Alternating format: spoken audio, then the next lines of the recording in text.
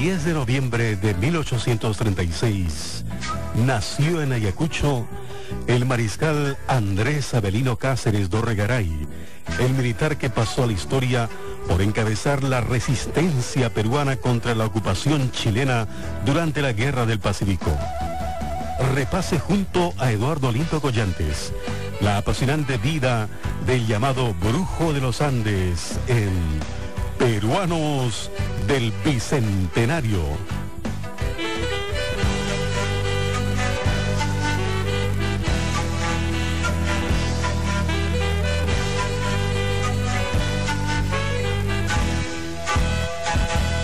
Los pueblos que olvidan sus tradiciones, el sacrificio de sus antepasados, pierden la conciencia de su destino. Tomado de las memorias de Andrés Avelino Cáceres. Peruana kaini kanisja karja, enemigupa makimpi. Chaymi kausainita churarajani. Chayna kaptinja, taita Cáceresta yanapanaipaj. Taspispa chayliu rurasjanta manakanapaj.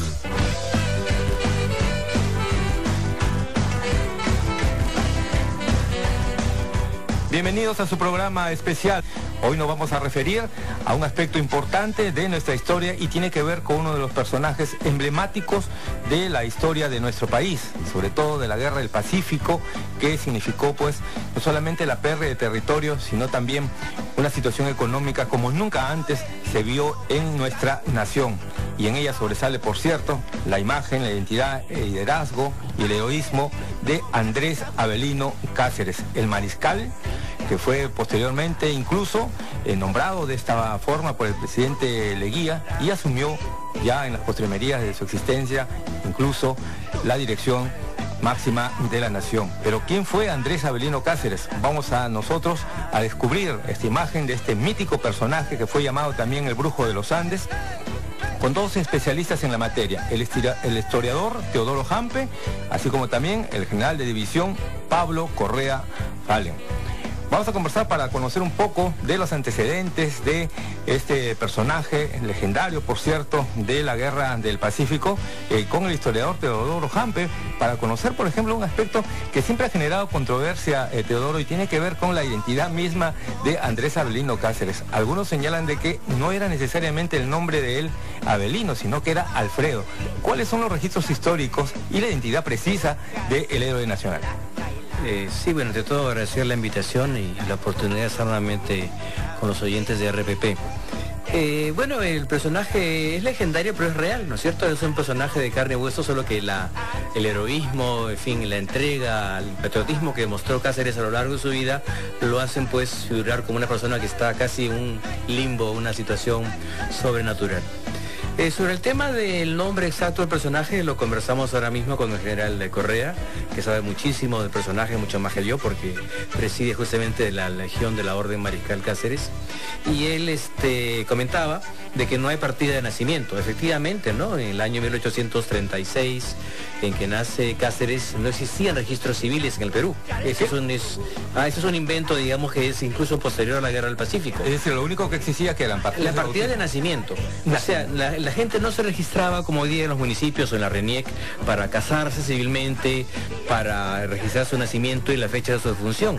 Los registros eran sacramentales, por lo tanto, la pila del bautismo, el registro de la partida bautismal, la partida de matrimonio religioso, obviamente, y luego la partida de defunción, que en verdad era una partida de enterramiento, donde el cura certificaba que fulano de tal había fallecido y estaba enterrado en tal o cual iglesia, o eventualmente ya en los cementerios cuando ya los hubo, porque antiguamente, como sabemos, la gente se enterraba en Camposanto, por lo tanto en las iglesias. Claro, la estructura entonces todavía del Estado que hoy conocemos no estaba muy bien desarrollada. Es más, recién estamos ingresando a la República, sí, y era más bien la herencia colonial. Exacto, y la una fuerte herencia colonial. Era lo que primaba. No, evidentemente yo creo que el Perú como república nació realmente de la mano de Ramón Castilla en los años 1850, además permitido por la bonanza del guano, ¿no? Que felizmente favoreció al Perú, pero eso no se fija en los documentos, en la legislación de la época. Si bien había habido ya numerosas constituciones, ¿no? De la mano de los diferentes caudillos de los primeros años de la República,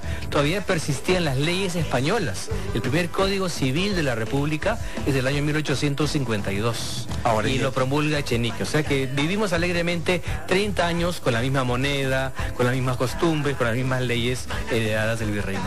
En los registros que existen en referencia a la identidad de Cáceres. En los registros que existen, como no hay partida de nacimiento, solamente podemos subordinarnos a la partida de bautismo. Y ahí dice claramente que su nombre de pila, o sea, el que recibe la pila bautismal, es Andrés Avelino. Andrés Avelino Cáceres. No hay ningún lugar a dudas que nos dice el general Correa.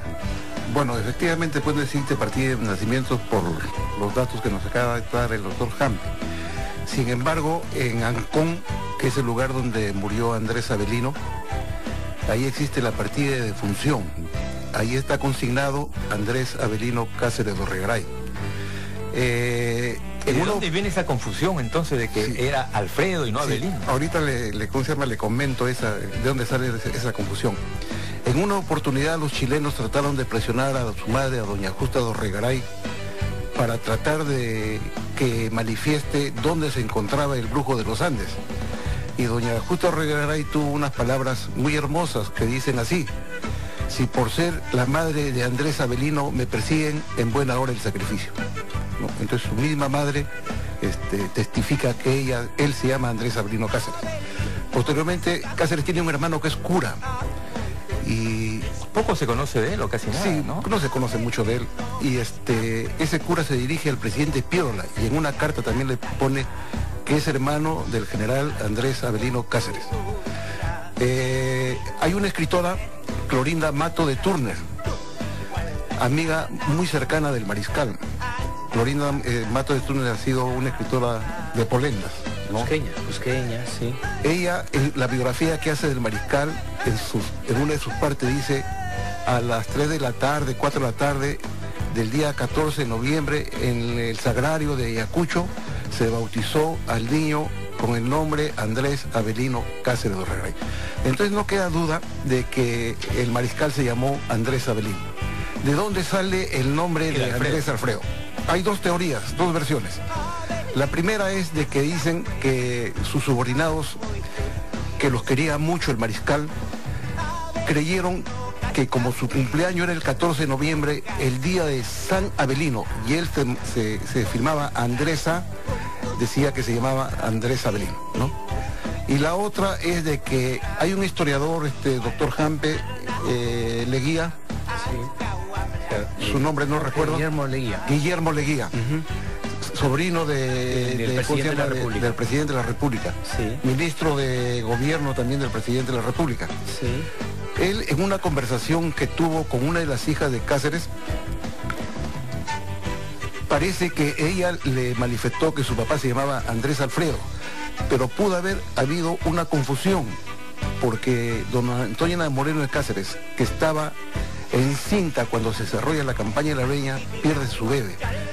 Ese bebé tenía reservado el nombre de Andrés Alfredo. Ahí está ya la precisión. Entonces. Parece que ahí hay una confusión, ¿no? Hubo una confusión y entonces, bueno, la historia no necesariamente tiene que haber registrado ese tipo de imprecisiones, pero finalmente creo que el asunto está totalmente develado y esclarecido. Ahora, Andrés Avelino Cáceres, nace él en una familia acomodada, soldados, ayacuchanos, origen español por el padre, ¿verdad, Teodoro? Sí, y también por la madre, ¿no? Y por la madre, claro. De una digna dama, ¿no? Así es, sí, sí. De Catalina Huanca, incluso. Sí, bueno, es un personaje acomodado, ¿no? Hacendado, pero bueno, eso no le quita su heroísmo, su entrega a la patria, ¿no? Ahora, ¿cómo sigue se fluye esa identidad que tiene Cáceres? Porque ya en su futuro, cuando él se convierte en soldado y en militar, él tiene mucho apego a identidad con los campesinos. Era el Taita Cáceres, ¿no? Sí, bueno, claro, los hacendados de la época, una época en la cual además toda la masa indígena campesina era analfabeta, tenía que manejar el quechua, ¿no? Porque tenía que ordenar a los subordinados. Entonces era obvio y evidente que así como se habla hoy en día el guaraní como una segunda lengua casi igualitaria al castellano en Paraguay. El Perú andino serrano de la época hablaba quechua y castellano, ¿no? O sea, eso era un plus, evidentemente, en el caso de Cáceres, porque tenía una cercanía, incluso que se van a manifestar en cierta simpatía, ¿no?, con los soldados que luchan por el Perú en la guerra.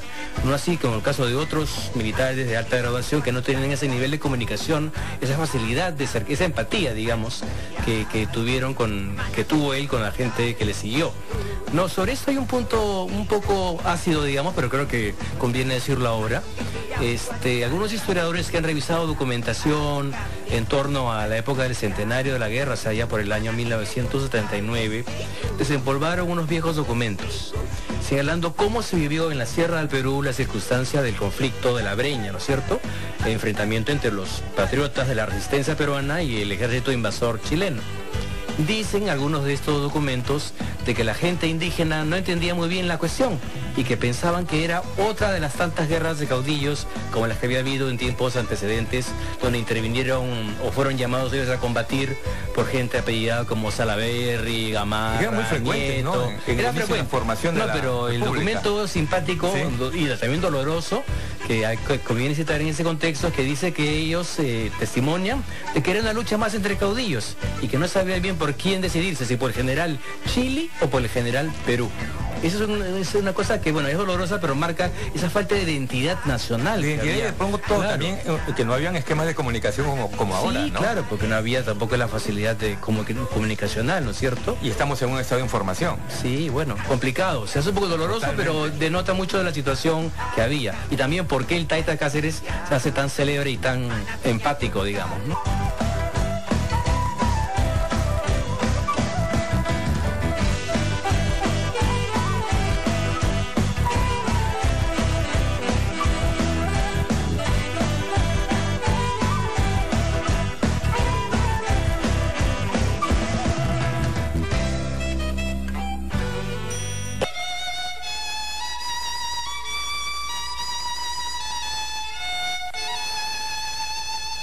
Cuando me dirigía con mis ayudantes y escolta al sitio culminante de la brega para dar con mi presencia mayor impulso al ataque, vino hacia mí un soldado herido y pretendiendo tomar las riendas de mi caballo, me detuvo diciéndome: Taita, mi general, ve que he cumplido mi juramento de los 3 ríos, y se desplomó muerto.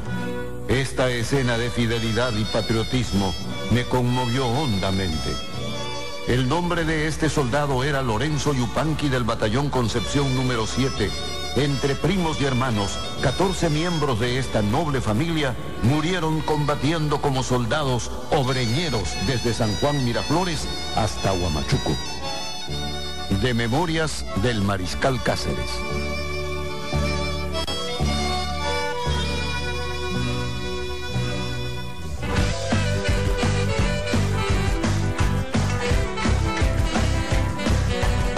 Recordando la imagen de Andrés Avelino Cáceres, uno de los grandes héroes que ha tenido nuestro país durante sobre todo la Guerra del Pacífico.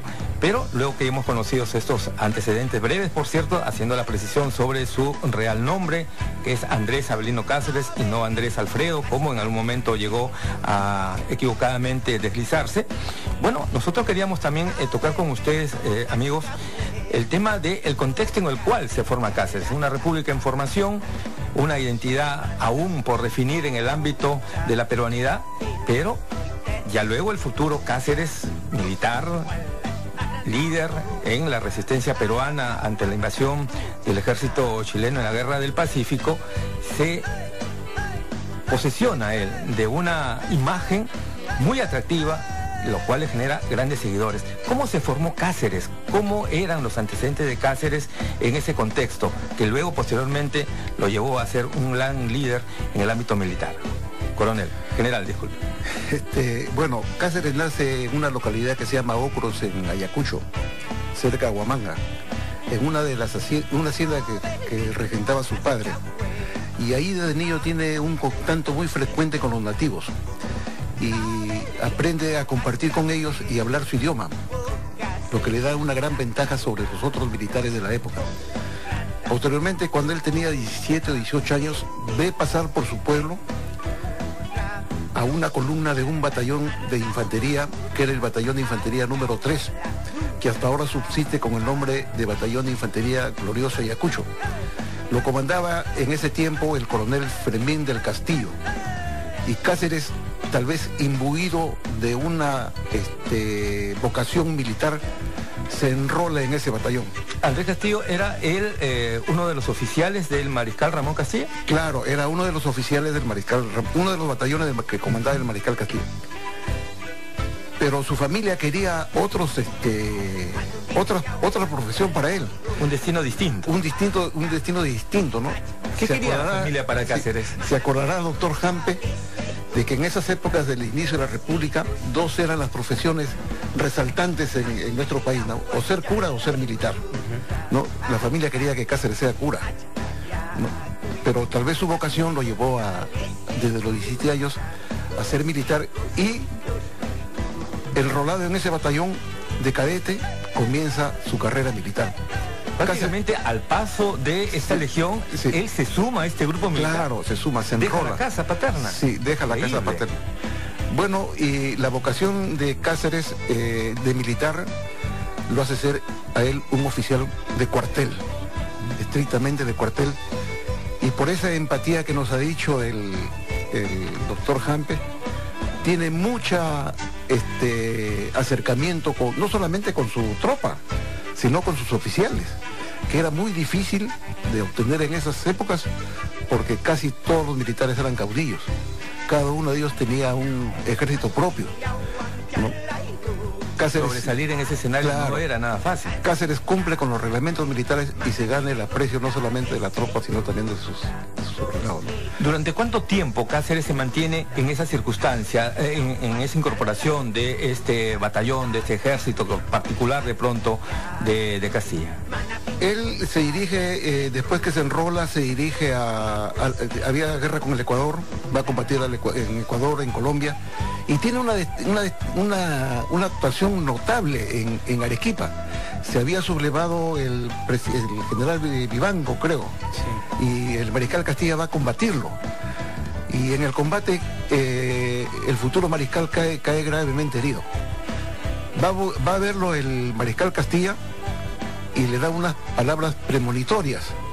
Le dice: herida grave, muy grave, pero no mortal. Está reservado para hechos mayores. Y sí que lo era capitán, ¿no?, en esa época, don Andrés Abelino Cáceres.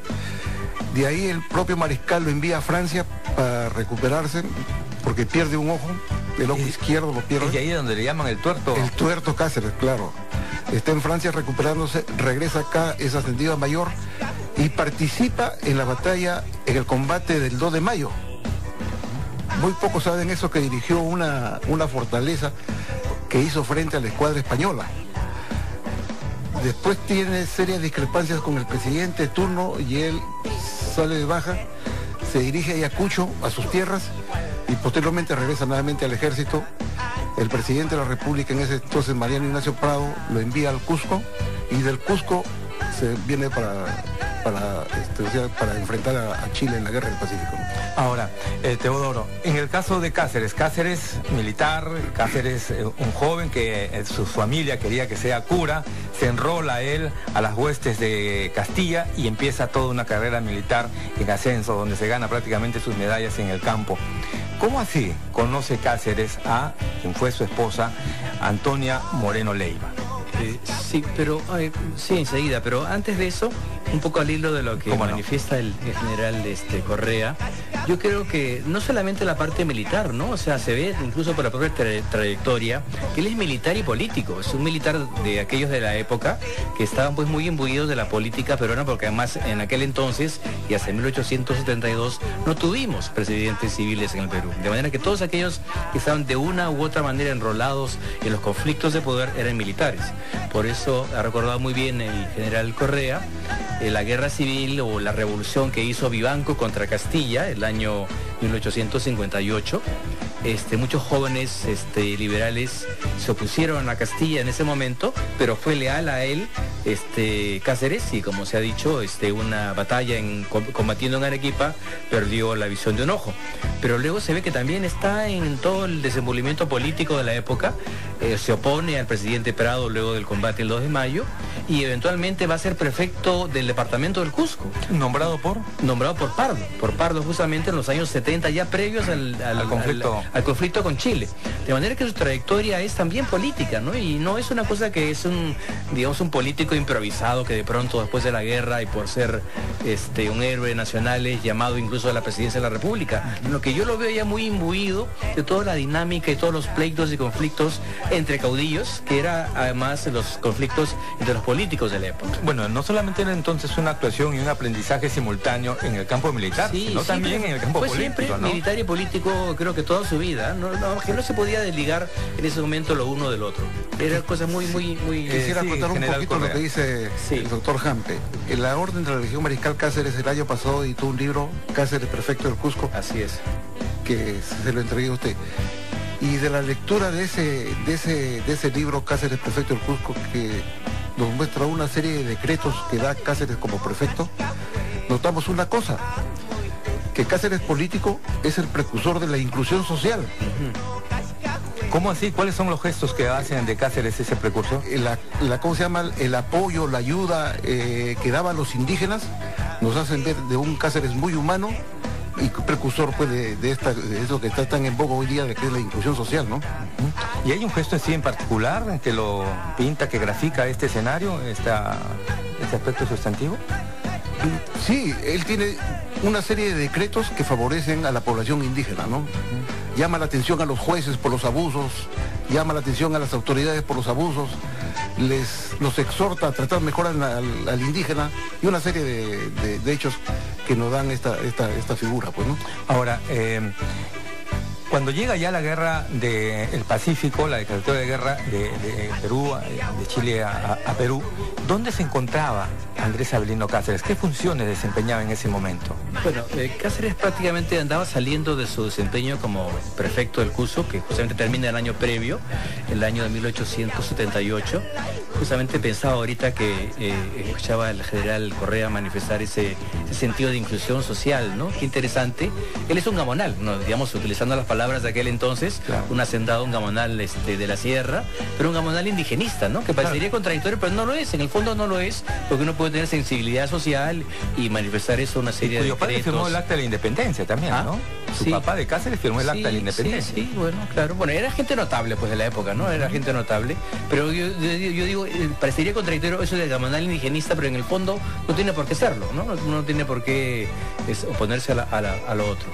Bueno, pero Cáceres ya era un hombre cuajado, ¿eh? Tenía 43 años cuando le toca enrolarse en el ejército peruano del sur. Se ha desatado evidentemente el conflicto con Chile. Lamentablemente nos ha ido mal en la campaña marítima, a pesar del heroísmo y la entrega de Miguel Grau, y esa campaña termina el 8 de octubre con el combate de Angamos. Lo que prosigue es la campaña militar en el sur, primero en torno a Tarapacá, luego Tacna y Arica. Y ahí está Cáceres, con 43 años encima, combatiendo en la heroica batalla ganadora para el Perú del 27 de noviembre de 1879. Efectivamente. Vamos a continuar dialogando con nuestros invitados, el general Correa, así como también con Teodoro Hampe.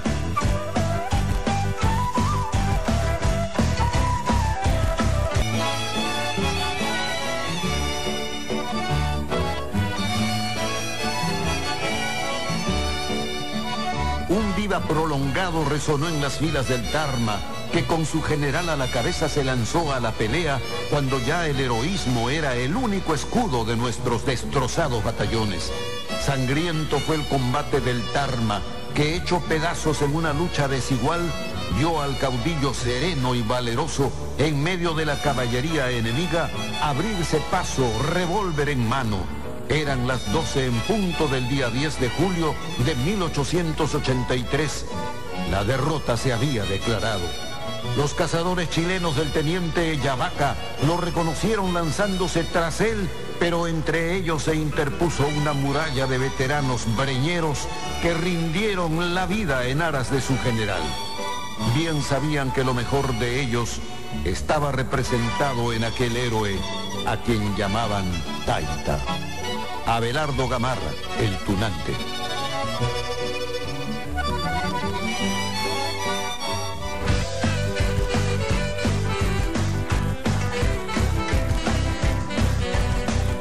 Continuamos con los especiales RPP Noticias sobre la imagen, la personalidad y el heroísmo de Andrés Avelino Cáceres. Llegada la guerra con Chile, Cáceres está en el Cusco y es convocado para esta gesta que, como bien lo señala Teodoro Hampe, ya se había perdido la campaña naval y empieza la campaña terrestre, donde sobresale la imagen ya de Cáceres en Tarapacá. Pero hubo un antecedente antes que nos está recordando el general Correa sobre la formación y el liderazgo que ejercía sobre este batallón Cepita, Andrés Avelino Cáceres, general.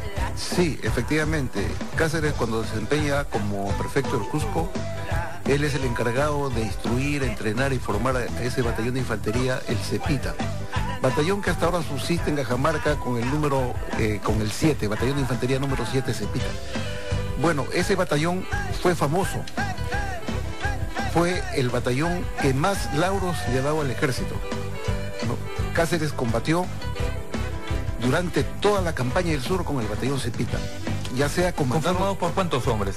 Un batallón debería tener unos 400 a 500 hombres, ¿no? Le decía de que no solamente al mando directo de él, sino también cuando él fue comandante general de una división que se formó y que actuó en Tarapacá, junto con el batallón 2 de Mayo, que son los dos encargados de iniciar el triunfo de Tarapacá en esa batalla, ¿no? Ahora, Cáceres es un estratega militar reconocido no solamente en las campañas donde los batallones se confrontan a campo abierto, sino que posteriormente en La Breña, en esta campaña de resistencia de la invasión chilena, también él sobresale con una especie de guerra de guerrillas. ¿Cómo absorbe todos esos conocimientos Cáceres? ¿Cómo es su formación militar? ¿Qué conocemos de eso? Sí, bueno, ante todo aprovecho la oportunidad para volver a agradecer al general Correa la generosa invitación que me hizo en nombre de la Orden de la Legión Cáceres el año pasado, cuando en la ceremonia especial alusiva a la batalla de Tarapacá me invitó a ser el orador de fondo, digamos, ¿no? Tuvimos una ceremonia muy bonita en el Círculo Militar del Perú. Aún está pendiente la entrega de mi texto, espero que ese discurso se pueda publicar. Y ahí yo hablé, ¿no?, de cómo se cubrió de gloria Cáceres en la batalla de Tarapacá, aún en situación bastante compleja. No diré que tenía superioridad numérica necesariamente el ejército chileno. Aún el Perú en ese momento tenía la ayuda de Bolivia, era el ejército aliado peruano-boliviano, y luego después de la batalla de Tacna, bueno, se pierde completamente la alianza con Bolivia, bueno, básicamente por problemas internos de Bolivia e incapacidad de seguir ayudando al Perú, aunque en verdad el Perú había entrado a la guerra ayudando a Bolivia, aunque parezca paradójico, después se quedó sin la ayuda o la alianza con Bolivia.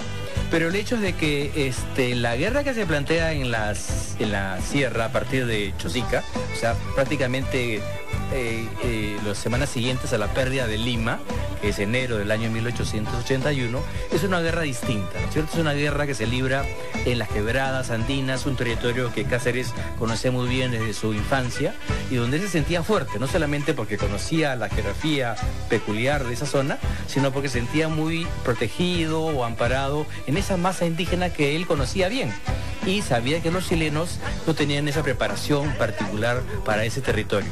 Ahí se cubre de gloria, ¿no es cierto?, con las sucesivas batallas que da en el Valle del Mantaro y libra importantísimas batallas poniendo en alto la bandera bicolor peruana frente a lo que podría haber sido una invasión chilena que, aparte de habernos ya aniquilado y llevado la riqueza de toda la costa peruana desde Tarapacá hasta Piura, hubiera significado también pérdida de territorios en la sierra.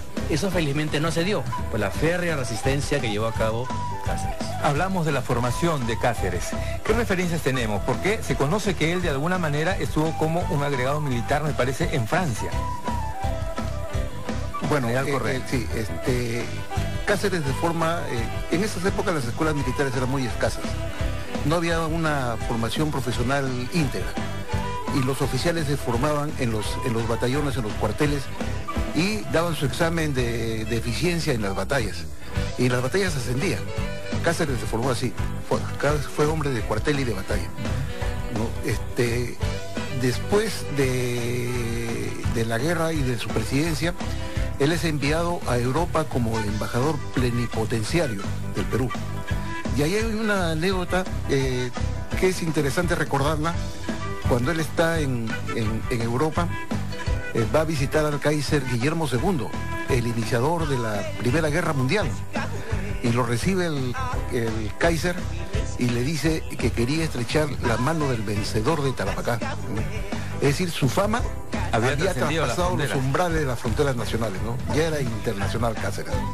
Ahora, porque en esas épocas no habían combates de guerrillas, ¿no? Es decir, las luchas, las batallas eran frontal, grupos de uno y de otro lado que confrontaban. ¿Este esquema de guerrillas era un poco inusual o era más bien algo común? No, Cáceres en La Breña tiene la concepción de tener un ejército regular, que es el ejército del centro, y un apoyo que son las guerrillas formadas por indígenas, ¿no? Las guerrillas eran las encargadas de hostigar al enemigo, causarles bajas, malestar, y el ejército regular era el que hacía frente a todas las batallas, ¿no? Fueron los guerrilleros de Concepción del coronel Ambrosio los que triunfaron en la batalla de Concepción, junto con Pucará y Marcabayo, ¿no? Entonces, él tuvo esa genialidad, ¿no? De amalgamar esas dos fuerzas, una fuerza irregular y una fuerza regular, que nunca se había dado en el mundo. Nunca se había dado en el... ¿Obra, creación de Cáceres o alguna influencia de pronto? Creo que fue una creación del mariscal, porque el verdadero empleo de guerrillas se ve recién con Mao Zedong, en la guerra que tuvo ante la invasión japonesa, ¿no? De pronto algo también con México cuando es invadido por el ejército francés, ¿no? Por ahí había algo, quizás. La resistencia mexicana frente a él. Tal vez un poco parecido a lo que hizo Cáceres, ¿no? Pero no se llega a igualar totalmente, ¿no? No se llega a igualar totalmente. Ahora, sí, Teodoro. Sí, perdón, Eduardo. No quisiera ahondar un poco en el tema de la guerrilla, ni cuándo fue antes o después, pero sí decir otra vez, para volver a remarcar el nombre mítico de Avelino, que ya aparece en las figuras de los abelinos, que yo he visto, ¿no? En las plazas, en las plazas públicas de pequeños y no tan pequeños pueblos de la zona del Mantaro, Marcaballe, Concepción, otros que yo he visitado, donde se ve siempre la figura del abelino, que es este guerrerito, ¿no es cierto?, indígena, que es evidentemente el trasunto de la imagen de Taita Cáceres. O sea, si Cáceres se llamaba Avelino, nada mejor que estas imágenes para decirlo con toda claridad, que ese es el recuerdo que quedó de él, de su figura y de su nombre, ¿no es cierto? Los abelinos, que son estos personajes que surgen, ¿no?, de la propia masa local y que hasta hoy día se ven, ¿no? Hoy día se ven en baile, ¿verdad? ¿Ah? Se han traducido más bien ya en un baile festivo, recordando los triunfos de Cáceres, ¿verdad? Local, ¿no es cierto? Y salen luciendo algunos harapos incluso, ¿no? Sí, se están disfrazados porque parece un camuflaje. También gente muy pobre que no tenía un uniforme que vestir, ¿no? Se vestían con lo que podían. Con lo que podían. Tampoco era tan bien vestido el ejército chileno, que hablan de los rotos. Los rotos eran el chileno de a pie, el chileno pobre que se viste como puede, ¿eh?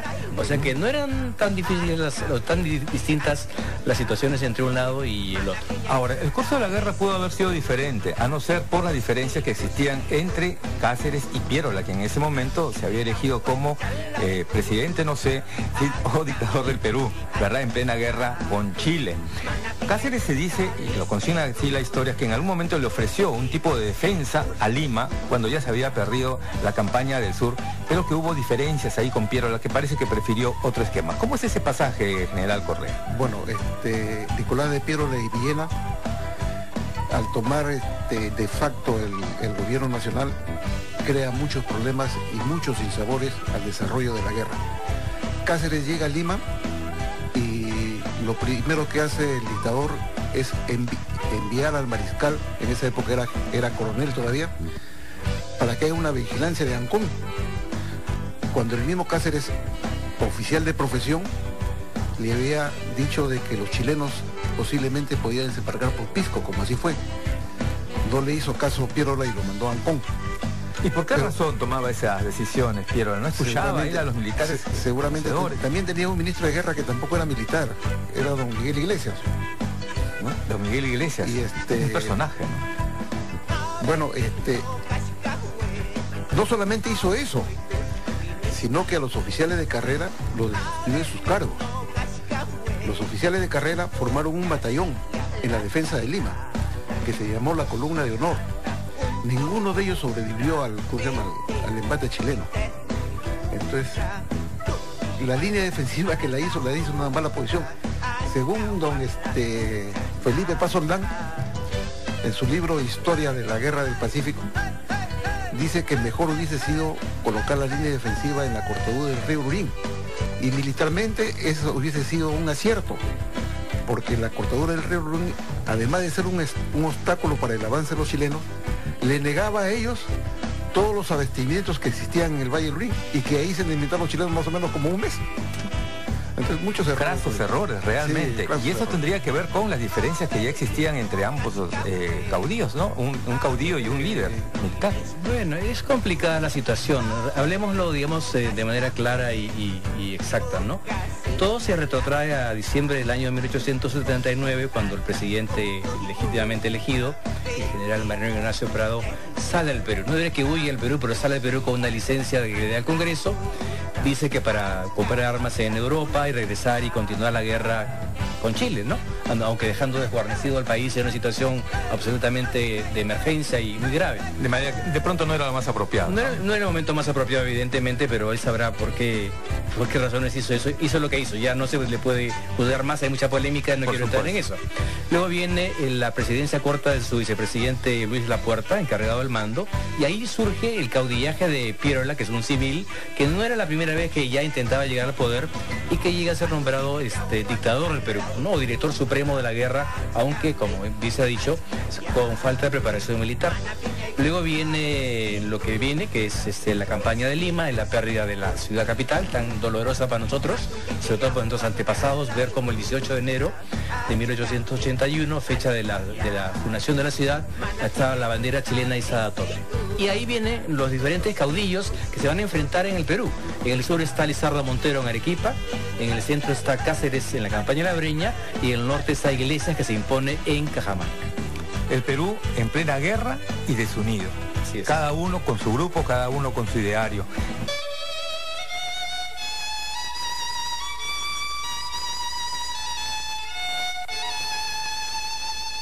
El 16 de agosto de 1883, al mes y 6 días de la batalla de Huamachuco, e ignorantes del resultado de la batalla, el pueblo celebraba bulliciosamente la fiesta de San Roque. Una pandilla de bailarines chonguinos que ingresaban por el norte de la ciudad para asistir a la fiesta, vieron que de la dirección de Concepción venían varios jóvenes con apariencia de pordioseros, unos cojeando, otros caminando apoyados en sus compañeros, algunos conservando aún sus armas. Todos ofrecían un aspecto cadavérico. Al acercarse aún más, descubrieron sorprendidos y conmovidos que esos jóvenes eran sus añorados hermanos del pueblo, que en número de 440 habían conformado el batallón San Jerónimo y acudido al llamado del general Taita Cáceres para combatir al invasor extranjero. Solo unos cuantos retornaban. Como un resorte, todo el pueblo salió a recibirlos como los héroes que eran. De Historia del Pueblo de San Jerónimo.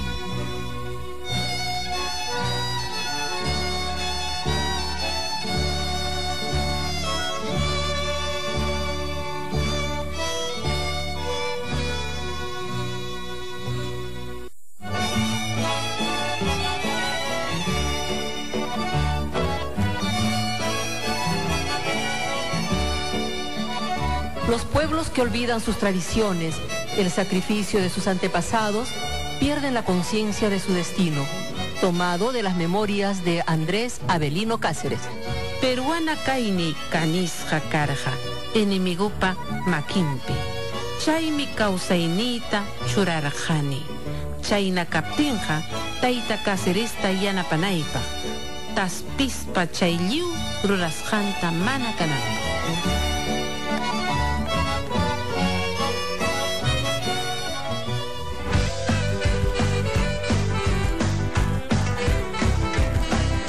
Y nos queremos también referir en este contexto, amigos, al rol de la mujer. Porque durante toda la campaña siempre hubo un grupo de damas que acompañó al ejército peruano en sus tareas, en sus travesías, en las batallas por tierra. Una especie, como lo decía el general Correa, de logística. estas fueron llamadas rabonas, ¿no? Y era porque iban en la parte posterior del ejército. ¿Qué tan significativo fue este rol de las rabonas y sobre todo, cómo ahí juega en pared la imagen de Antonia Moreno de Cáceres, esposa del entonces coronel Andrés Avelino Cáceres? General. Bueno, en general, la participación de las mujeres en estas campañas, en estas guerras, fue preponderante y fundamental. En esa época los ejércitos no tenían la organización necesaria como para dar la logística suficiente al personal que combatía. Entonces eran estas mujeres sacrificadas que dejaban sus hogares, inclusive se iban con sus hijos, las que le proporcionaban al soldado atención alimentaria, atención sanitaria y todo tipo de atenciones, ¿no? Todo tipo de atenciones. Una de ellas, indudablemente que la primera rabona del Perú, es la mamacha Antonia Moreno de Cáceres. Así se la llamaba, la esposa de Cáceres. Mamacha le decían. Así como acá se le decían taita, a ella le decían mamacha. Y nosotros en nuestro credo legionario de la Orden de la Legión Cáceres repetimos la mamacha Antonia Moreno, la primera rabona del Perú. Ahora, Teodoro, el volumen de estas mujeres, de estas damas que estuvieron ahí codo a codo con los valerosos soldados, ¿era muy numeroso, un grupo reducido más bien? No eran numerosos, yo creo que las guerras comprometían a toda la familia, ¿no? O sea, todos los miembros de la familia, era una cosa tan convulsa que obviamente no solamente marchaba el marido, el jefe de familia a combatir, sino que se llevaba a la mujer, como dice el general, también a los hijos, no, que no tenían con quién quedarse, ¿no?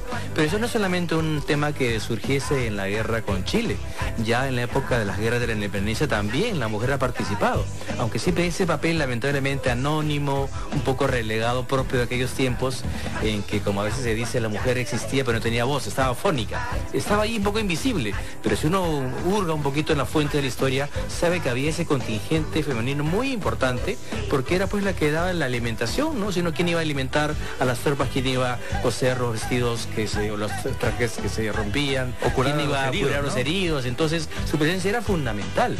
Están, como digo, como un poco ninguneadas por esa mala pata que han tenido las mujeres de que la historia la han escrito los hombres, básicamente. Es solamente en las últimas décadas lo que se ha impuesto una onda de la historia de las mujeres, de la historia del género, que ha reivindicado ese papel que siempre tuvo la mujer, solo, como digo, era un poco invisibilizado por las fuentes que eran escritas por los varones. Ahora, y no solamente estas tareas, ¿no? Porque de Antonia Moreno de Cáceres se habla también de un hecho audaz y de coraje, ¿no? De haber trasladado un cañón de la zona de Lima, ya en plena invasión chilena de la capital, hacia la zona de la sierra donde estaban las huestes de Cáceres, y en un acto muy singular, ¿no? Llevándolo camuflado en un ataúd. ¿Qué conocemos de eso? Sí, bueno, es parte de esas leyendas urbanas que circulan, ¿no? De cómo la población tuvo que hacer diferentes estratagemas para librarse del control de los chilenos. Pero no solamente eso, esta primera rabona al Perú, que es doña Antonia Moreno Leiva de Cáceres, es también una madre ejemplar de 3 mujeres, que a su vez van a ser luego lideresas del movimiento femenino. O sea, ella no solamente acompañó al marido abnegadamente, sacrificadamente en la guerra, sino que inculcó ese modelo de mujer valerosa a sus propias hijas, que son de las primeras que van a luchar incluso por las campañas del voto femenino, cuando todavía nadie pensaba en ello a principios del siglo XX. Ahora, principios, valores familiares. En medio de tanta desunión que había en el Perú en un contexto de la guerra, bueno, ahí habían algunos ejemplos a seguir, ¿no? Modelos de familias unidas que marcaban patrones y que posteriormente han hecho historia, no solamente sus padres, sino también las propias hijas. De Cáceres nos queda, por ejemplo, y vemos en esta visión, ¿no? Perdía la campaña marítima, empieza la campaña por tierra, se pierde la campaña por tierra, Cáceres es protagonista en casi todas las batallas, pero Cáceres no se rinde, sigue peleando. ¿Cómo entender esta actitud de Cáceres en defensa de la patria, general Correa? Bueno, Cáceres es el símbolo de la resistencia nacional. Es la encarnación del pueblo herido pero no rendido. Es el hombre que iza la bandera nacional en los Andes y le dice a los chilenos: todavía estoy vivo. La patria no está vencida todavía. El brujo de los Andes. El brujo de los Andes. ¿Se lo ponen los chilenos ese apelativo? Ese apelativo se lo ponen los chilenos por lo huidizo que era el mariscal. Era inubicable. No lo encontraban así nomás. Todas esas acciones los llevan pues a conseguir los triunfos, los 4 triunfos más grandes que han habido en la Sierra Central y que están olvidados: Pucará, Marcavalle y Concepción, ¿no? Y un triunfo doloroso, con sabor a derrota, es Huamachuco. Huamachuco realmente fue el último episodio, la última gran batalla que se dio en el contexto de la Guerra del Pacífico, y sobre lo cual queríamos también nosotros compartir este diálogo con Luis Flores Prado, descendiente del héroe Leoncio Prado, quien se encuentra en Huamachuco, para comentarnos este pasaje en el cual en algún momento el ejército peruano, encabezado por Cáceres, llevaba la delantera, llevaba la ventaja, pero ahí ocurrió siempre lo que nos pasó durante, creo, toda la guerra, ¿no? Faltas de preparación, no habían fusiles, no habían municiones, pero Luis nos va a hacer las precisiones del caso. Luis, ¿cómo te va? Adelante, te escuchamos. Muy buenas tardes, saludos a los amigos que me acompañan en cabinas y a la radioaudiencia, y gracias por la apertura.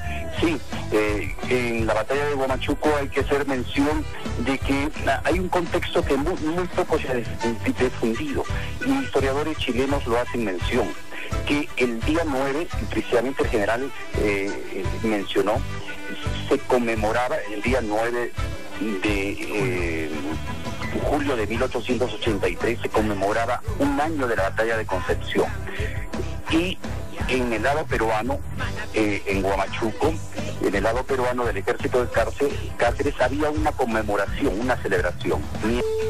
En el lado chileno había un recojo y una profunda reflexión. Eso es un estado de ánimo previo a la ofensiva del 10 de julio. Posterior, cuando los peruanos están en ofensiva, escalando el Sazón, y hay un conflicto a nivel de armamento, porque era una gran parte de guerrilleros, y también algunas deslices que pueden tratarse en otro ámbito. Lanza la ofensiva el ejército chileno, y el calacuerda, que lo llaman los chilenos, es decir, el degollamiento, en donde que hay un repase terrible. Se da la gran mayoría de muertos del ejército peruano. Cuando estaban retirándose los soldados, los ordena que haya un repase, un degollamiento. ¿Y quién da esa orden, Luis? ¿La historia ha registrado ese pasaje? ¿Quién dio la orden del ejército? Sí, hay documentos que vienen desde Lynch, y también Gorostiaga lo ejecuta, pero incluso vienen de más arriba, documentos casi internos del presidente de Chile de aquel entonces, en donde sobre todo específicamente que se los trate como montoneros, y creo que era la batalla decisiva, porque si se unía con fuerzas de Mercedes Puga o llegaba a alcanzar a Iglesias, creo que estaba fracasado un acuerdo de paz que se intentaba en ese contexto. Ahora, y en ese contexto también llama la atención el papel de Miguel Iglesias, ¿no? Quien se encontraba en Cajamarca y de pronto, en vez de acudir en ayuda de Cáceres, luego de conocido el desenlace de la pérdida de la batalla, más bien parece que celebra este acontecimiento. Sí, hay noticias, incluso en los periódicos, que conmemoran. Igual, todos los iglesistas, gran parte de la Sierra Norte, sobre todo los hacendados, hay que especificar, o los que tenían grandes terrenos, que lo apoyan Iglesias, salvo en algunos casos. En el caso, por ejemplo, de hacendados de la hacienda Torturas, de la hacienda en las Marcas, Santiago Chuco, que cuando llega a Cáceres envía 200 guerrilleros, son que le dan fuerza, parte del alimento que no tuvieron desde que salían en campaña de la sierra, del extremo de la sierra de Ancash, que lo da impulso. Aquí en Huamachuco se encuentran en una condición de que gran parte, donde estaban por ejemplo los cuarteles chilenos, la caballería, todas las áreas eran iglesistas en la zona de Huamachuco. Es por eso que le dan facilidades. Casi lo describe en su memoria, describe que había mandado a su escolta a recabar algo de comida y no encuentra. Le quitan a una campesina algunos restos de comida y eso lo lleva. Más tarde ven que los hacendados enviaban como 5, una piedra mulas con alimentos hacia el Cerro Sazón, donde estaban parapetados el ejército chileno, y ordena a su escolta, Santiago Zavala, para que impidan que llegue, y lo impiden, y eso sirve de abastecimiento al ejército peruano. Entonces, ese es un contexto que influye. Iglesias tenía partidarios en Huamachuco, y lo menciona con nombres que aún hay descendientes, pero mientras por otro lado también había partidarios, sobre todo la gente del pueblo, la gente que estaba mucho más enraizada en el sentimiento de patria, es la que participa voluntariamente. Es por eso que los 2 días antes de la batalla de Huamachuco, el 8 y el 9, hay enfrentamientos internos en la misma ciudad de Huamachuco.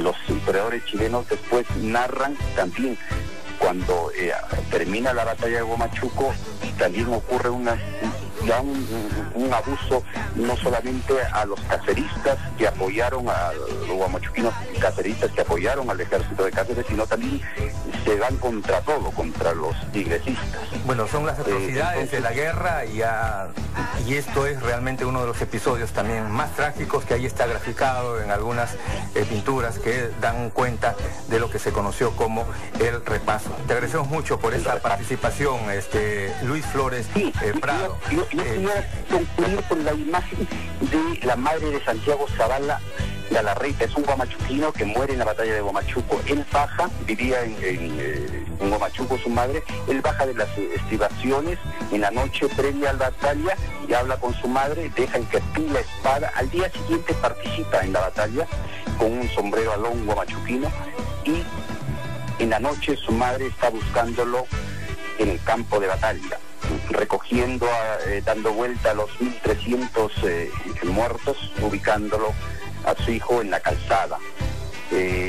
Lo trae envuelto en una bandera delante del ejército chileno, y con el silencio de los, en ese tiempo, vencedores, pero eso da una imagen también de la mujer presente en esos momentos. Había habido un repaso en quién se atrevía peruano a estar presente, pero la mujer estaba presente en ese contexto. Bueno, eso creo que, como bien tú lo señalas, grafica pues de cuerpo entero esta circunstancia, la actuación sobre todo de la mujer peruana en la guerra del Pacífico. ¿Qué lecciones nos dejan estas guerras? Las guerras, no hay guerra buena, definitivamente. Todas las guerras traen dolor, traen desgracia, traen encono entre las naciones. Hoy vivimos un contexto diferente. La imagen de Cáceres, cómo seguirla después de todo este episodio que hemos recordado nosotros, de su actuación, de su valentía, de su resistencia, General Correa. Bueno, el problema está en que sobre la guerra con Chile y sobre sus héroes, no solamente la guerra con Chile, sino también de las guerras de la independencia, la juventud de hoy día conoce muy poco. Entonces, a esa juventud no les puedes pedir que rescate los valores de íconos que hemos tenido en nuestra sociedad, ¿no? En ese sentido estamos un poco perdidos. Felizmente existen organizaciones que tratan de resaltar, de revivir lo que ha sucedido. Historiadores como el doctor Hampe, por ejemplo, que lo recuerdo de su discurso que dio en el Círculo Militar, muy aleccionador, muy hermoso, y que nos dejó muchos momentos de reflexión, ¿no? El Cáceres luchó hasta derramar la última gota de sangre por su patria en Perú. Voltear la página en esta diferencia, Teodoro, pasa por un pedido de perdón de parte de Chile a Perú por todas las atrocidades de la guerra. ¿Crees tú que es esto importante? Son los horrores propios de la guerra que se han dado en las guerras más civilizadas de Europa. No hay que pedirle peras al olmo, la guerra hay que olvidarla y hay que vivir como hermanos, vecinos de buena vecindad.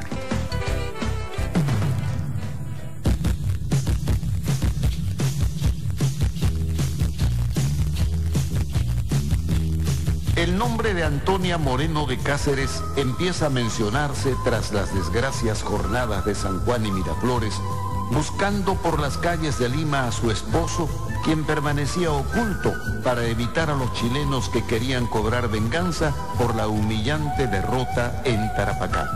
Antonia atendió varias veces a su esposo herido, quien estaba decidido a resistir la invasión chilena.